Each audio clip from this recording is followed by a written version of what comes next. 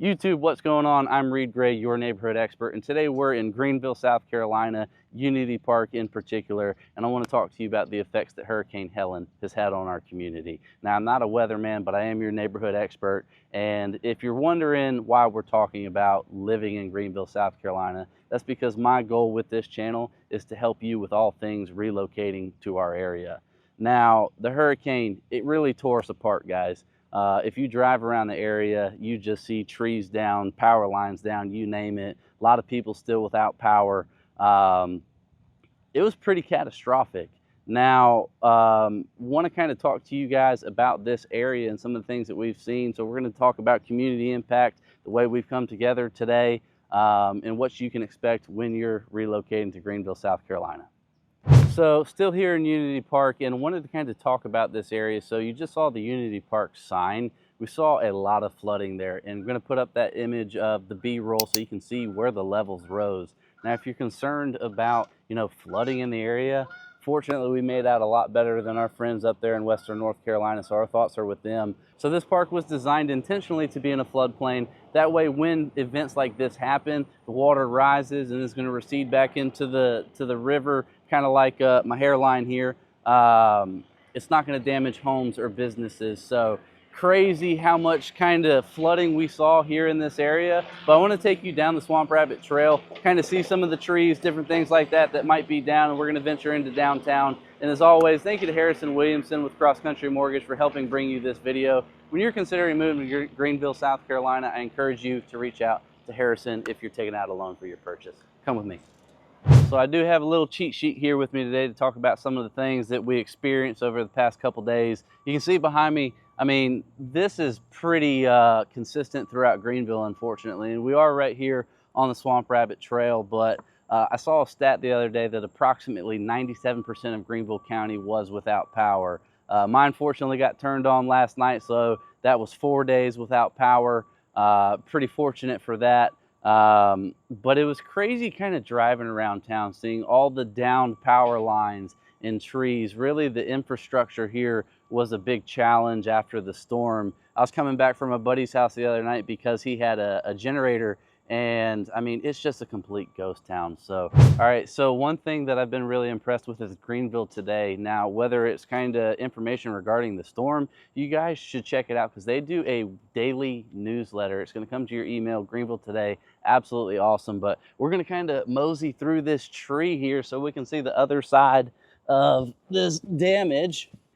This is what our neighborhoods look like. This is what people are dealing with, trees on their homes, just total loss and damage. Really sad to see. I can tell you this is that Greenville is going to come back better, and I can assure you that. I do want to point out one thing that is really cool. So my office fortunately never lost power. Was there yesterday kind of charging up the devices. And the Haywood Mall, which is right across from our office, is kind of like the central hub for all of these trucks kind of restoring order to our community. When you drive by there and you see that, there is no way that can't instill hope in our community. So thank you to everybody who's come from different states, even from Canada. I was talking to one line worker yesterday who was in town from Louisville, Kentucky. Man, they're working their butts off to kind of get Greenville back to being what it is. So we're going to kind of keep going this way. Believe it or not, we're going to mosey our way through here. And we're going to check out Falls Park and kind of show you a little bit what's left down there. So we're here in Falls Park, and anytime that we get a substantial amount of rain, hopefully you can kind of hear the falls behind me right now. The falls are bonkers, and you can see the increased volume over them right now. But during the storm, we're going to put up some B-roll for you guys so you can see what it looks like. It was just an absolute monsoon. Super nuts out here. I want to kind of go over some statistics that Greenville Today did put out. That way you're kind of just like, wow, that was a big storm there in Greenville. So we had 11.5 inches of rain, with parts of Pickens County getting 21 inches of rain. That is just an insane amount. Now the falls here, they received, the river peaked at 16 feet, and the high speed for winds in downtown Greenville was 64 miles an hour. So as you kind of see a lot of these trees down, it starts to make a lot of sense.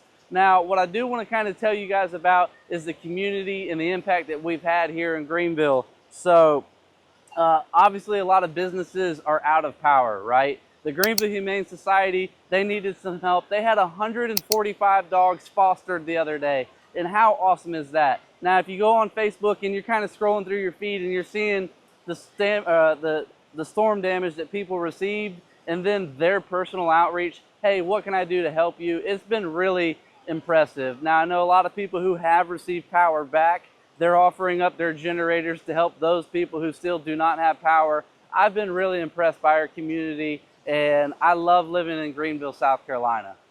So I know a lot of times when people are considering moving to Greenville, South Carolina, they ask about the weather, and really it's kind of one of the main attractions of moving here because we're so well insulated for the most part from storms like the one that we just experienced.